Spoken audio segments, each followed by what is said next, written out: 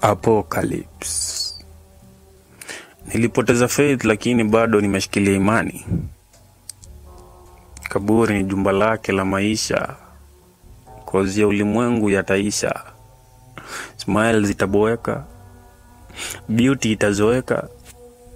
Watabomoa ukuta na kisha watajenga ufa. Uhai utakufa. Mapenzi itachukia. Kwa world dhambi itakuwa na ufalme na kifo itakuwa malkia. Wanyama wata give birth to binadamu.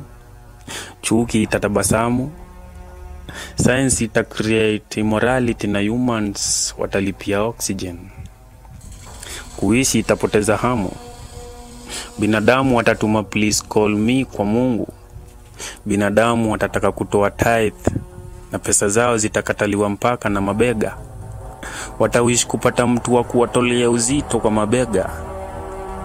Makanisa zitakuwa na mabouncer kwa mlango wakichagua.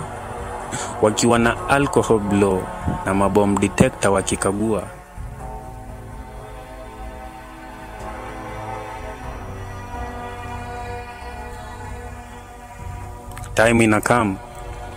Time ina come when celebrities na role models watakuwa brand ya kumarket na kusell usherati na dhambi.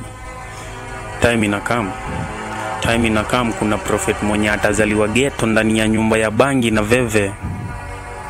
Niko among hao maprofet wenye watakam na nitaingiza hao mapasta wa uongo na mabiashara njeve. Niko among hao maprofet watakam wakibonga na sheng. Niko among hao maprophets wenye watakam na dread ndio words zangu zifikie hao wenye usmoke mapushi peng. Ni time ina come when hata makaburi zitakataa jeneza. Prayer ya Paulo na Sila zitawaweka kwa gereza. Watabaki kwa grassroots design ya Nebukadnezar. Words spiritual zitasambaza upele. Makucha zitamea nywele. Silence itapiga kelele. Time ina come when hata makaburi zitakataa jeneza. Prayer ya Paulo na Sila zitawaweka kwa gereza.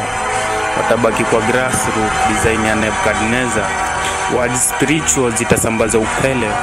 Makucha zitamea nywele. Silence itapiga kelele.